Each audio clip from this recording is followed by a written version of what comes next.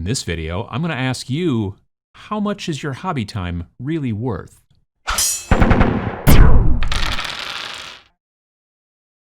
If you have a job, then you get paid for that job, and you might get paid hourly and you might get paid salary, but either way, generally you can take how much money you make in any given period of time and then divide that by hours in that period of time that you worked or whatever, and you get an hourly wage, whether you're, again, an hourly employee or a salary employee. That's what we call them over here.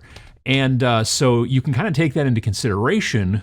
Some people will take that into consideration for what is my time worth. So if I make, as an example, $20 an hour, then when I sit down in my basement and I paint miniatures, I should also be making $20 an hour, which is not true, as it turns out. You may, there are people out there who are trying to turn their hobbies into businesses, and that's great. But I think there are more people out there who are really trying to keep their hobbies as hobbies. Should you be making $20 an hour as you're sitting watching TV? Should you be making $20 an hour as you sleep? Certainly, most of us would like to do that. I'd like to be paid $20 an hour as I sleep. That would be great. But for the most part, your work time and your rest of the time, specifically the enjoyment, the hobby time is what we're talking about. Those two things aren't necessarily monetarily weighed the same.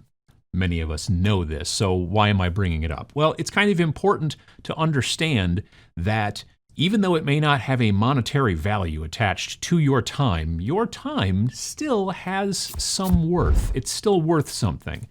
The time that you spend cleaning your bathroom, I don't think it's particularly time well spent. I mean, I understand it needs to be done, obviously, but I'm like, I don't want to do it. Most people don't. Some people do. But with your hobby, that's a thing that, you're generally not going to get paid for, and it's a thing that you want to do.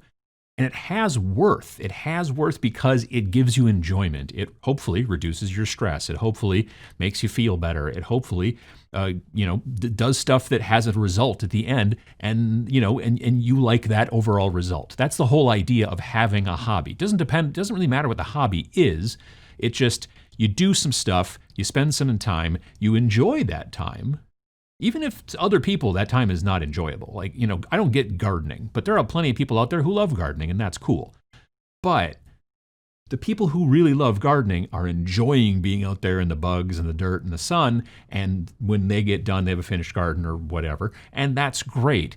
We sit in our hobby room, in our hobby basement, in our hobby attic, wherever, and paint tiny little people and put, little tiny eyes on their little tiny faces and hunch over. And to a lot of people, that's not necessarily a lot of fun either. But to those of us who enjoy the hobby or are starting to enjoy the hobby, it is time well spent. There are some hobbies out there that people will say don't take much time at all. And I don't know if that's really true. Technically, I think a hobby will take just as much time as you give it.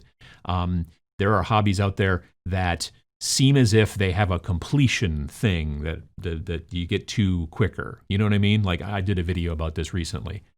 About, does your hobby have completion? And in some hobbies, there is no full-blown completion. You don't, get to an end. Video games, for example. You can start playing quite quickly, but you don't necessarily finish because you just keep going forward with it. Maybe you don't finish a game ever because it's a, competitive style MMO or a video game. It's a first-person shooter and stuff like that. There's other single-player games that have a finish, but then maybe you start it over again. It all depends on the hobby and how you like to do it. With us, with tabletop wargaming, generally finished means that you got an actual model completed, totally done. Absolutely nothing else needs to be done to it. And there are different hobbies out there that have different speeds. If your hobby is just throwing a piece of string into the water, it doesn't take very long for that to happen. But if you're trying to catch a fish with that piece of string and there's a lure on the end and you've got a pole and you've got to know what time of day to be fishing and what type of lure for that time of day and that's a whole different thing, and it can take a lot more time. So I guess the question you have to ask yourself is, when you want to sit down with the tabletop wargaming hobby, and to be fair, this kind of relates to a lot of different hobbies, specifically ones that are creative, what kind of time versus quality equals finished are you looking for? I frequently think that there are two different types of painters out there, if we're just going to talk about that portion of the hobby for a minute. And the painters that are out there, I mean, there's a lot of different types, but if we're going to get into broad strokes, which is kind of with painting. Anyway, if you're going to get into broad strokes, there are the ones who are trying to get things done for tabletop, and people who are painting for, let's say, display, whether they just want to display it themselves, maybe it's for a competition, whatever, but it's not generally for playing games with, and this one is for playing games with. The differences between the two are generally that you spend a little bit less time on this getting things onto the tabletop version because you want to get it on the tabletop. And very probably, and I could be wrong, you probably have more miniatures that are in the queue behind that set of miniatures, and then there's another behind the queue. You've probably got a lot of miniatures to paint to get on the tabletop for multiple different games that you may have that you're interested in playing, or maybe you have just one game that you want to play, but you have a lot of different armies, and again, getting back into skirmish versus army play, if you're playing skirmish games, it's like a buffet, a little bit of this, a little bit of that. I got an army of these guys, I got an army of those people. But if you're playing an army game, depending on how big that army can be, it can be a lot of models to get on the table. Whether you're going, I need to get this many models on the table, or I need to get all of these different smaller sets of models on the table, it still comes to a decent amount of models, and it will probably take up as much time as you want to give it, as I've mentioned. And the thing is that that's a different paint quality than the person who is painting this one project for 4 months to get it to a version that maybe gets into a magazine, maybe it wins an award, or maybe it just sits on their shelf and people come by and are amazed by it when they see it.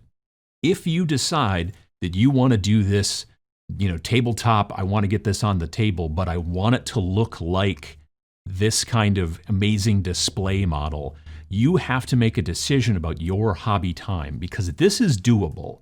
I've seen people who can paint something that has won awards, specifically Golden Demons, and they play games with it. Our friend Sam has done this many a time. But you have to understand that the amount of time and the amount of time to get the amount of skill to be able to spend this amount of time to get this result is potentially not something that you've got right now. Whether you've not got that much time under your belt because you're a relatively new painter, or you just don't have that kind of time available to you as free time. You've got a job or 2 jobs, you've got kids, a family, all that kind of stuff. That stuff is important, and so it comes down to each of us as hobbyists to sit down and look at, what are my expectations? That's the biggest, most important thing about hobbies, is managing expectations. If I expect that the pictures that I see in the magazine are going to be the results that I have on the pieces that I'd start pushing around the board next month, playing 40K, playing Malifaux, playing Bolt Action, playing whatever, that's going to be very difficult to get it done in that amount of time when I'm relatively new and I'm trying to get that to this amazing quality. The people who paint to a super amazing qualities are generally doing it not for tabletop, but for magazines, for competitions, for potentially commission painting, things like that. And that's great, and there's nothing wrong with that. The thing is that if you are figuring, well, that's what my stuff's going to look like because I want to get it on the tabletop and wow all my friends, you have to understand that with the time and potentially the ability that you currently have, that's just not going to be possible.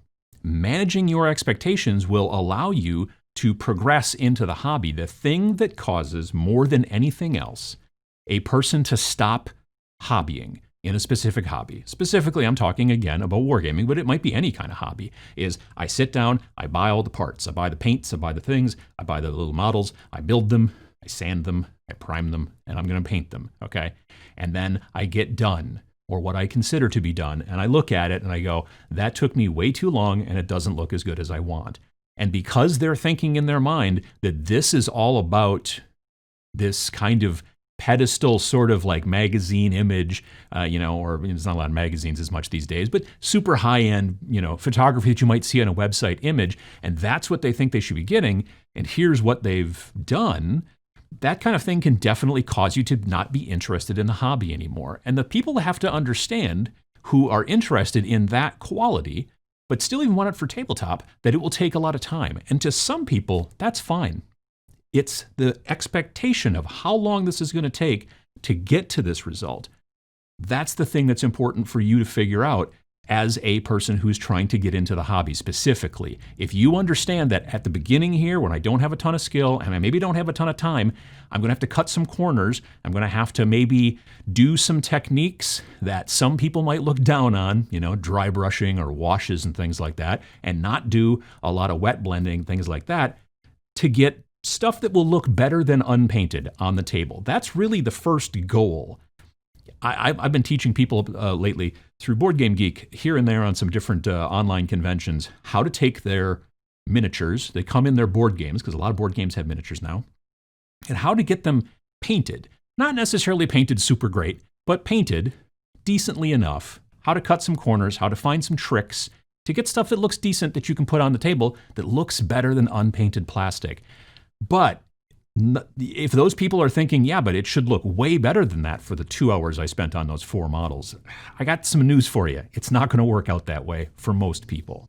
Managing expectations is one of the best things that you can do, specifically as a new painter, or even one who's been doing it for a while, or someone who's lapsed and come back. Understanding that you have a certain amount of time. You have a threshold for how much time sometimes you might want to be interested in spending, because you might have other hobbies as well. All of these things, and then figuring out, this is my expectation. I'm going to get these things done quickly so I can have a huge army. Or I'm going to work on a small army, but have them look really nice, and that's the same amount of time. Or I'm going to work on these things quickly and have them be small skirmishy things, but then get 4 of them done in the same amount of time. Figuring out how much time you're planning on spending and all that kind of stuff, moving towards the actual completion to make you kind of happy in your hobby and keep you motivated is super important. It's kind of like, that old triangle where it says you can get it, cheap, fast, or good, and you pick 2. We've only got 2 things, and it's not that you pick 2, it's actually more of a gradient. You're picking a point between basically good and fast, right? You have to kind of figure out, I'm heading all the way over here towards good. Then fast is going to become an issue. If you want it both good and fast, that can't be done, but you can do it maybe a little fast and then, a little bit less good, or maybe a little bit less good, but much more fast. So figuring out where you are on that scale, that's the important thing that can help you, so that when you're done and you've got some finished models on the table, you're now ready to go and say, yep, I can just keep doing that and everything's working well. I'm enjoying my hobby time. I feel as if it's worth it, and I can keep producing and feeling happy about it and putting more models on the table.